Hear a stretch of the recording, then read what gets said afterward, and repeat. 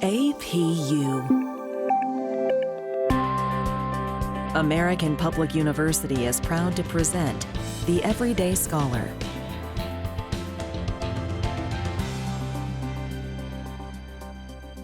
My name is Dr. Bjorn Mercer, and today we are talking to Dr. Allison Slade, Associate Faculty in the School of Arts and Humanities. And today we're talking about social media, the good, the bad, and the reality. Welcome, Allison. Thank you so much for having me. Excellent. This is a great topic. There's so much going on. Social media has not dominated, but an integral part of so much of life over the last 10, 15 years. And so I'll jump into the first question. Social media has been one of the greatest forces of change in the last generation. What are the positives of social media? I think one of the biggest positives of social media is the fact that you can connect with people near and far instantly, and especially those that you may have lost touch with, those that you don't get to talk to on a regular basis. I know that for military families, for example, they're able to instantly chat and talk with people if they're stationed somewhere else, and they can talk with their families and just stay connected. And so that's probably, in my mind, the biggest positive is, rekindling connections and keeping connections with others. I completely agree. I remember when Facebook first appeared, I think there's a rush to connect with all of your old friends. And so that connectivity was really exciting. And then, a little later you realized, I don't really talk to these people. And things just kind of went away. Exactly. It's the same. They're your friend, but not your friend. It's more of an acquaintance, a social media acquaintance. Exactly. And what are the positives for, say, companies and governments? Well, definitely for companies, I think the marketing aspect of social media is absolutely fascinating. I mean, we live in a world now where social media influencers is actually a thing. Like, that's an occupation. That's people devote their entire career to helping market companies' products. I know that from personal experience, even doing, marketing for a small business, it's very useful to use a variety of social media, and it can actually make or break your product, just like word of mouth could back in the day. Now people can post comments on your products and share how wonderful it is. And so you can get a lot of business in that way. And as far as governments, I think that there is an element, perhaps even an increase in civic activism. People who perhaps don't watch the news may rely on their social media for their news. And so they're going to be able to see what's happening. Of course, there are some caveats with that. We're going to talk about that in a minute. Governments can definitely put out their positions, put out policies. Obviously, the effort to get people to vote or register to vote. I know I'm asked every single day if I'm registered. You would think that since they can follow me and what I purchase, they would know that I'm registered to vote at this point. Oh, that's excellent. And I'm glad you talked about marketing for companies. It is amazing that people can make a living being an influencer on Instagram or even TikTok. And that is a career, or YouTube. And especially with governments, being able for governments to push out information and then for people to consume that and then react in such, I guess I can say, a quick way and non-centralized way is extremely important. Now, with the positives, there are some negatives, and social media has some real issues. What are some negatives associated with social media? I think one of the biggest negatives of social media is the potential for negativity in general. We have cyberbullying having a whole new form, a way of children to connect and bully other children, even so much that adults will bully other children, as in the Megan Meyer case, where the young girl at 13 committed suicide because an adult actually made a MySpace page to torture this young girl. And, the laws have not caught up with the technology. The person who was arrested in that case actually got off with a slap on the wrist because there was no law against cyberbullying at that time to have any kind of felony charges or responsibility for that level of cyberbullying. And so cyberbullying is definitely an issue. The kids, there's just too much social media pressure on these young children. I know personally my children do not have social media. In fact, my college-age kid actually, during his first week away at college, called and said, "Do you mind if I have an Instagram now?" I'm like, "We don't live in my house now, so sure, you're 18. I think you can handle it." But I thought it was cool that he called to ask me. My kids, it's too much pressure for them. And when the cyberbullying is online and social media, the schools really have no recourse unless they can see it happening at school. And so the bullying happens at school, it happens out of school. Whereas before social media, yeah, they could bother you on the bus and in the hallway, but pretty much after school, unless they're knocking on your door, the kids are not going to be exposed to that kind of behavior. So that's definitely the biggest negative for me. A second negative would be the divisiveness that social media has seemed to cause, and especially right now with everything that's happening in our country specifically, being an election year and being such a heated election. I think politics is a great example of divisiveness on social media, and people that you would normally never hear say such negative and hateful things that's evident on social media. I mean, I was very taken aback by people wishing other people dead, and it's just like, wow, okay, we've reached a line that's just incredulous to me. And those are all great observations, and I completely agree. I did a podcast with Dr. Jonathan Surville last year about the ethics in social media. And from his philosophic point of view, he basically said everybody should delete their social media. Absolutely. Because it does not increase net happiness or net joy, which is an interesting conversation to have, of course. But social media, again, there are many positives, but on an individual, especially with kids, it can be so dangerous. And Allison, you and I, we both grew up in a time when there was not social media as kids or as teenagers. And it'd be very difficult to grow up now, where you're instantly seeing and potentially comparing yourself to everybody out there. And it just creates so many unrealistic expectations of how life is. I completely agree. I mean, I read an article recently that identified our generation, those born between 1977 and 1983, as Xennials. They fall in the middle there between Generation X and Millennials. And it's just kind of an interesting little pull out there of that generation. And I bring it up because in the article, one of the best lines, which totally rang true for me, was that we had an analog childhood and a digital adulthood.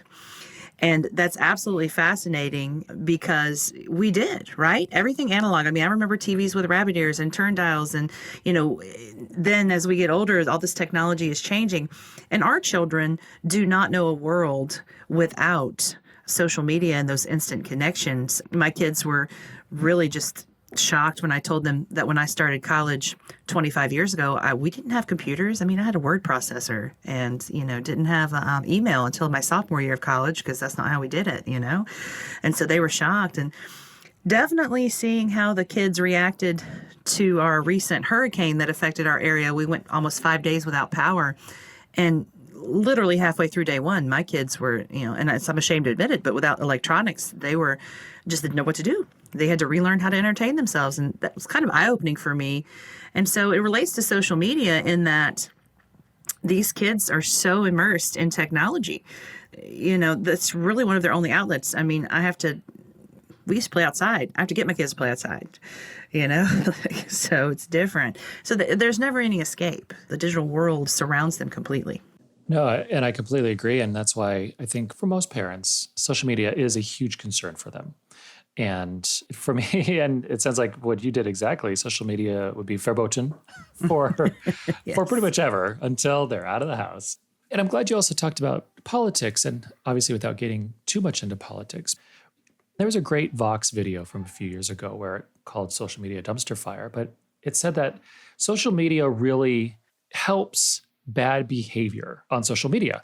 And in the sense that when you have a very polished, moderate, very well-rounded argument or even perspective, nothing happens. People read it and nod. But then when you're saying salacious things on the very far right or on the very far left, everybody reacts instantly. And then so the media outlets pick up on these very far or extreme views.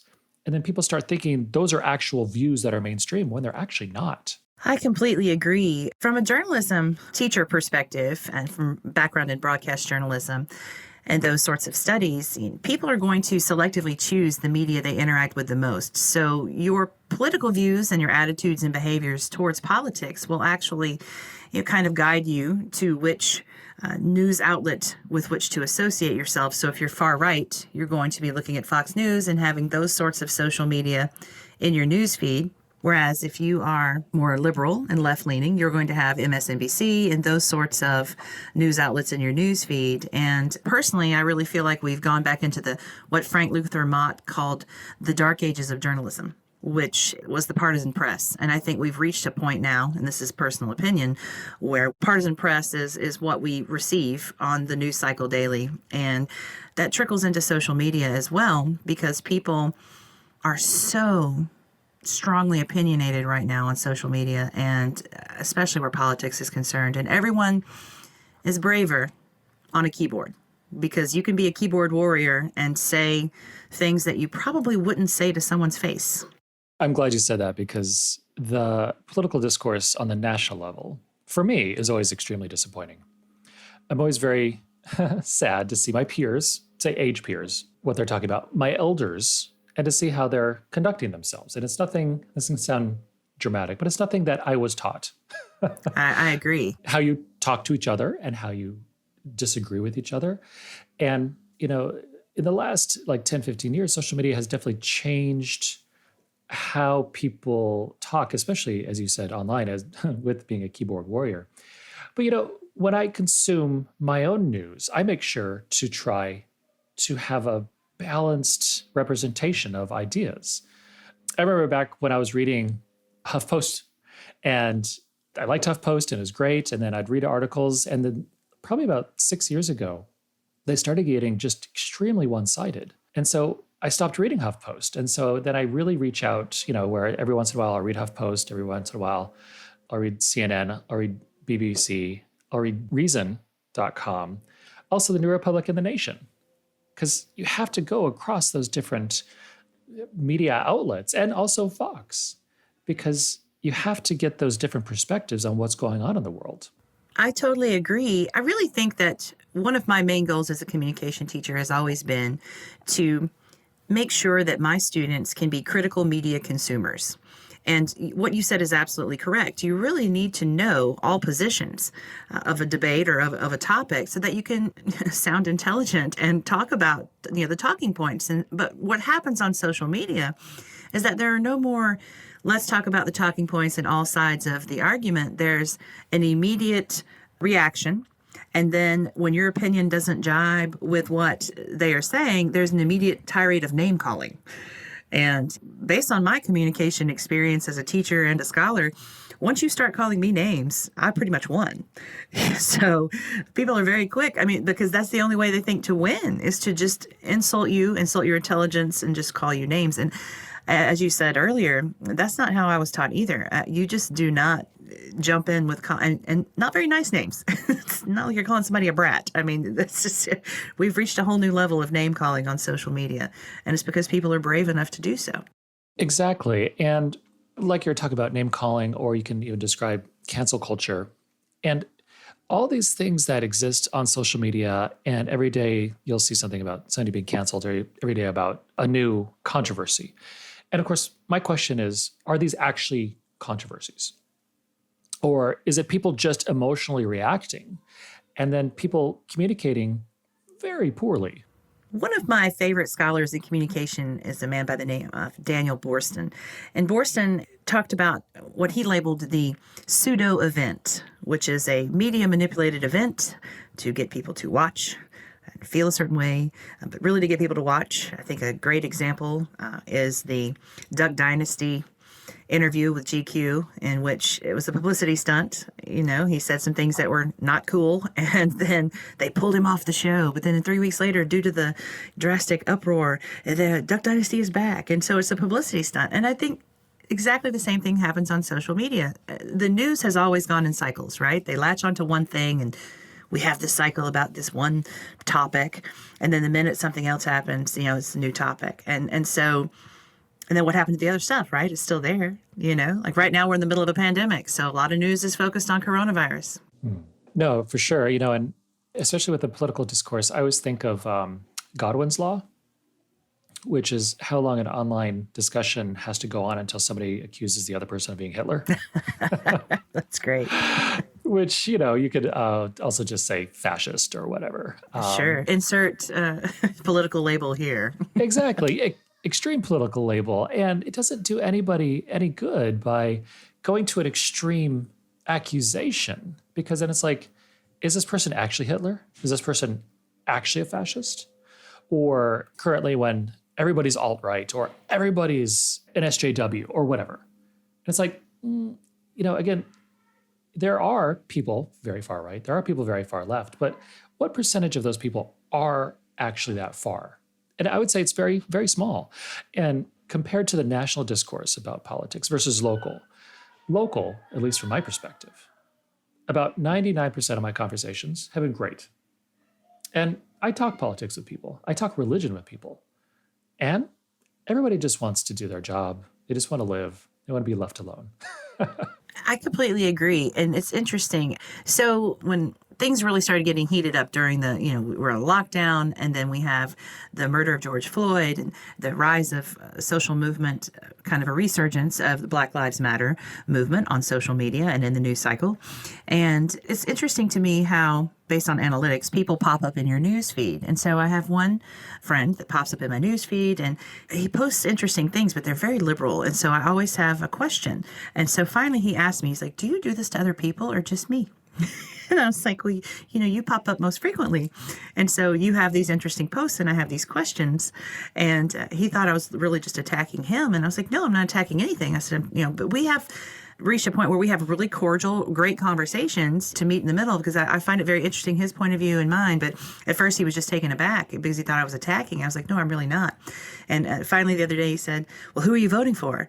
And I jokingly said, I'm writing myself in. But, and he laughed it off. But I think what you were saying, it's interesting at this local level, and then with friends that you can talk to, there's a whole different feel on social media and in conversation. And then with people who are, let's say, just on some national post, and there's 5,600 replies, and you happen to get right in the middle and you catch a reply, and heaven help you if you make the mistake of replying to someone you don't know from wherever, because that's going to open up a whole new line of discussion that some people just can't handle. And I mean, some people, the rage is evident, and they're talking and they're writing. No, and I completely agree. And that's one of the things that I think me as a person, I don't quite understand. And the anger, because if you're one side or the other, the number one thing is that we're Americans. We live in a country that, well, since the Civil War, has been pretty politically stable. Now, there have, of course, problems with civil rights and the status of various peoples within the country, Indigenous, Black, Hispanic minorities, in which things that always have to be worked on. And just like you said with Black Lives Movement, there are some deep-seated frustrations and anger that do exist out there. But like you also said, I've talked to people who are extremely liberal. I've talked to people who are extremely conservative. And when you talk to them, you can have great conversations because, number one, they just want everything to go well. And oftentimes, I would say the rhetoric of fear is something that people love to use for their own benefit. And that is one of the great things that social media amplifies more than anything, is that rhetoric of fear. If you don't do this, this is going to happen. So I think you are absolutely correct on the rhetoric of fear. When I teach public speaking, and I ask students, what is the motivation for audience members to listen or audience members to participate, or for the speaker to motivate audiences? And everyone always says happiness. And I say, you're wrong. Fear is the greatest motivator. And as unfortunate as that is how it works. And this is going to sound elitist, but the average citizen is not going to be able to process out a lot of that information. And a lot of people don't fact check. So they take what they read on social media as complete fact, or they take what they hear from politicians as complete fact. And as we know, a quick fact check on the internet for anyone who is a politician, a career politician, will show you that all politicians stretch the truth and use different contexts with words to make their point, even if it's a little on the fibby side. So people are just, the fear. Right now, the biggest fear perhaps for folks is, in 28 days, you'll lose your health care. And I'm sorry, that's just fear. It's fear. And those kinds of comments really can stir up the average person. And so, unfortunately, social media is an enabler of that fear. It's an extension. And that's great. And a lot of the negatives of social media really, it seems like, can be boiled down to fear, like you said. Today we're speaking with Dr. Allison Slade, and we'll be right back after a short break. At American Public University, we believe quality education must be more affordable. That's why, as a leader in online higher education, we focus on minimizing costs and maximizing return on learner investment. And we believe higher education must be more accessible. So our online programs start every month. American Public University, within reach, without limits. Learn more at AmericanPublicU.com. And we are back with Dr. Allison Slade. Here in Arizona, there's a sheriff. It says, I'll stand up to the mobs. And that's going directly to fear. And of course, my question is, what mobs? There have been protests, and some of those protests have been violent, of course. But then you have to really do a deep dive into what are people protesting? Who is causing the violence? And who is this mysterious other that's going to, come and get you? Yeah, so you're afraid of the monster under your bed.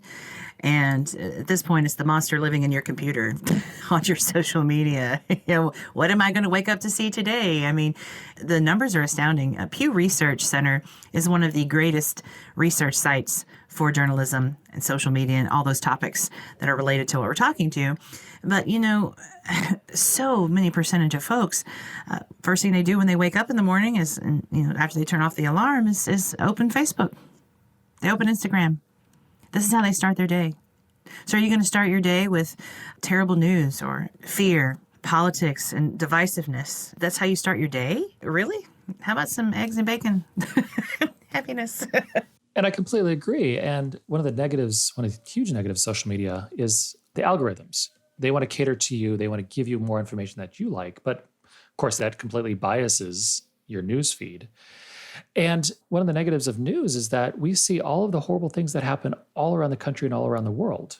So often people are like, oh, things are getting so much worse, even though statistically people are healthier, people are safer than ever before, even during COVID, which of course has been an extremely difficult time for so many people. So many millions of people have lost their job, and it's been quite a perilous experience. And of course, for some people who have lost their lives because of actual COVID, things are not so bad that we can compare them to previous pandemics or even example like the Black Death.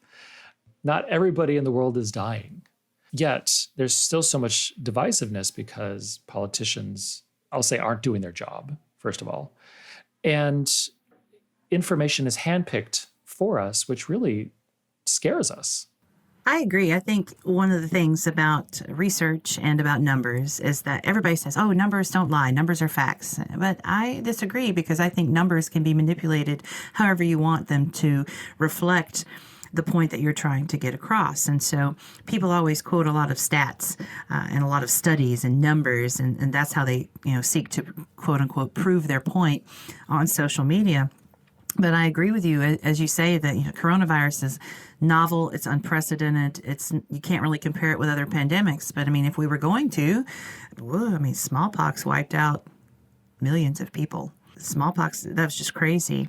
And I can throw out a number from a great book called American Holocaust about, Columbus. After Columbus landed in the Americas, within 8 years, he had killed 21 million indigenous peoples. And that was from disease and pillage and other things.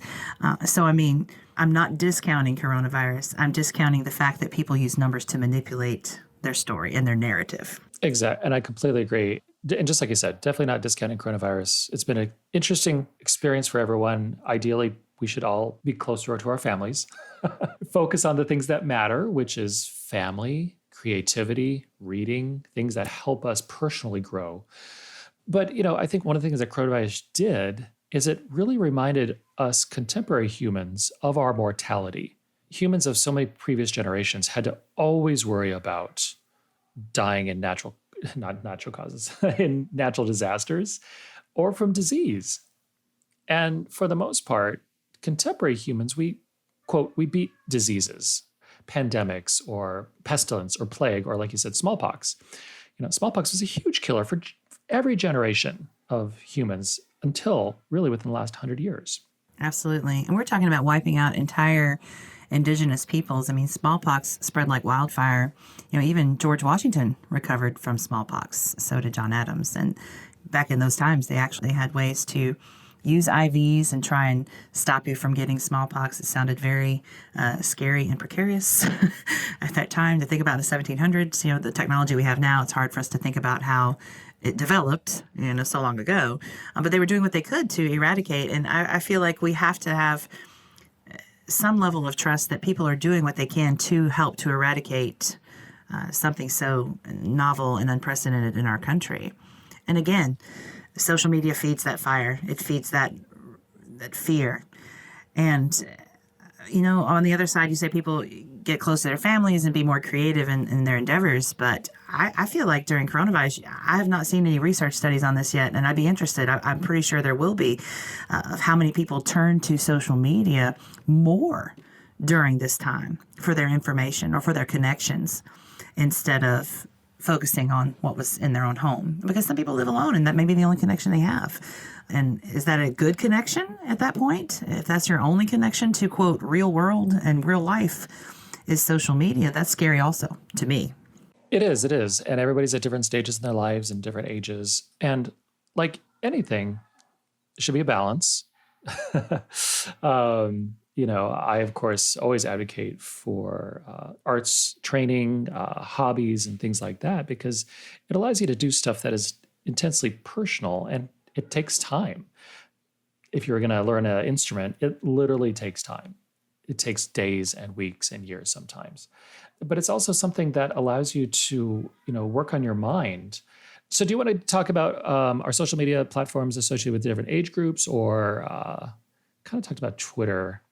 Twitter is my least favorite social media. I personally have never been able to get into Twitter, although, as we know, many politicians are a fan of Twitter. And that is something to point out, too. I think people don't realize, everyone's always saying, oh, look what insert politician's name has tweeted today, and it's crazy. And I think it's sad that people think that all of these politicians write all of their own tweets, because that's not what's happening.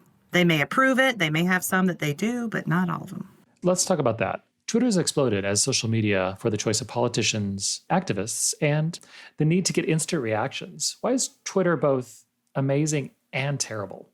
I think Twitter has some good features. I think Twitter is very instant, much like the other social media, and a lot of people are on Twitter, and you can build your followers quickly, such as Instagram. I think it's harder sometimes to reach certain demographics on Facebook. And my kids and some students are always saying, oh, yeah, Facebook's for old people. And actually, a lot of people are still on Facebook. But it is a trend for younger demographics to be on Twitter or Instagram or both. And so Twitter is very appealing.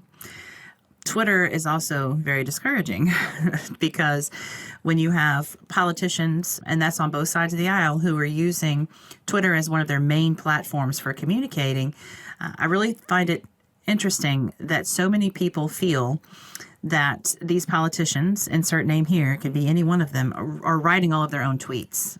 There's no way that people with all of that kind of schedule and sitting in sessions or doing what politicians do, they're not sitting on their phone writing tweets every 10 minutes.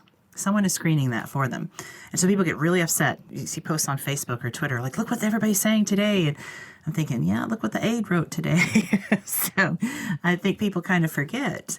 But we live in such a digital world. I mean, when you think about it, television is not very old either. Kennedy and Nixon in the 60s, that was the first televised debate. Yeah, in the Kennedy and Nixon debate, where people who watched it, Kennedy won. People who listened to it, Nixon won. Exactly. It brought a whole new level of visual into listening, and communication, and it's fascinating. Exactly. And from a 2019 Pew Research article about Twitter users, 80% of the tweets are created by the top 10% tweeters. So there are super users in Twitter that create the vast majority of tweets out there, versus 90% of the people on Twitter only create about 20%. So just that right there, does Twitter represent a balance of its users? Not at all. And then from that Pew Research article about Twitter, Twitter users are younger, more highly educated, and wealthier than the general public. So how does that skew the message that people are receiving from Twitter? I think that Twitter on a global scale, for example, Another number from 2019 for Twitter is that that social network in particular reaches 275 million people monthly. 275 million monthly users worldwide. So Twitter is very far reaching. And I think young people are going to latch on to that. I don't like Twitter because you have limited characters. So if I want to tell you a big long thing, a big long narrative, I'm not going to use Twitter. I'm going to do something else. But I do think it skews to that younger demographic. And think about it this way. If Twitter is the only social media that you are using, and you're in that demographic between 18 and 25, if that's the only one you're using, then that's the only information you're receiving. That means you are just completely not getting any information from any other demographic, and potentially, based on who you follow, not getting any other information from people who might have a different opinion or worldview than you. And so you are staying inside your little box here. And I think that's scary. Oh, and I completely agree. And especially with how the social media algorithms work. Again, Twitter, Instagram, Facebook will give you more information that you like. So if you have a certain cause, you'll read a bunch of articles about that cause. If you clicked one article accidentally, then you get a bunch of subsequent articles about actually something you don't care about. And also, what about when you're riding in your car and you talk about, hey, I think we need to buy a new bookshelf from IKEA. And you've never had an IKEA ad on your Facebook ever. You did not have your phone on Facebook when you said that in your car. And then all of a sudden you're getting IKEA ads or, bookcase ads the next time you log on. And so it's listening. Big Brother's watching social media. It is. And that's a great conversation that I had with Dr. Ahmed Nauman, the STEM dean, about privacy rights. And we talked about Edward Snowden in a podcast where you can go on forever about what are the issues and how can we help protect privacy issues, which typically is a very important issue for politicians. Yet when the government is, I'm using really big quotation marks in the air, protecting us, privacy issues go out the door. and so much of this is from social media data mining.